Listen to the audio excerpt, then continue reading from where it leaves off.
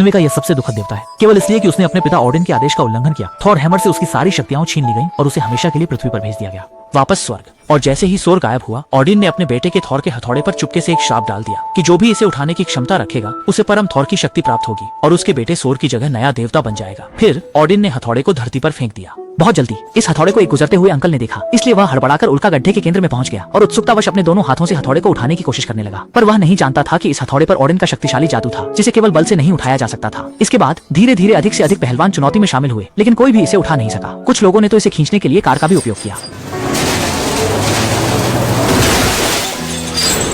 यह उम्मीद नहीं थी कि गाड़ी की ट्रक बेड़े को सीधा उलट दिया जाएगा। अंततः सरकार ने इस क्षेत्र को अस्वाभाविक घटना के रूप में वर्गीकृत किया और गुप्त रूप से अनुसंधान शुरू किया। जब लोग शराब खाने में बात करने लगे कि बाहरी अंतरिक्ष से गिरी एक हथौड़ी जिसे कोई नहीं उठा सकता, तो ओडिन द्वारा मानव बनाया गया थॉर को अपने हथौड़े के बारे में पता चला। जैसे ही मिले, वह फिर से अपनी नई संजीवनी प्राप्त कर सकता था। इसलिए उसने तुरंत ही सरकार द्वारा बंद किए गए क्षेत्र में पहुंचकर कई कठिनाइयों का सामना करते हुए रखवालों को हराया और बड़ी मुश्किलों के बाद अपने पुराने मित्र के साथ जब दोस्तों के साथ मिला तो थोर बस हल्का सा मुस्कुराया। लेकिन जब उसने नई संजी छुई उठाने की कोशिश की तो पाया कि कितनी भी ताकत लगा ले वह उसे नहीं उठा पाया। तब थोर को पता चला कि उसके पिता ने उसे माफ नहीं किया है और जाहिर है वह अब देवताओं का हिस्सा नहीं है और उसे धरती पर अकेले ही अपनी जिंदगी बितानी होगी।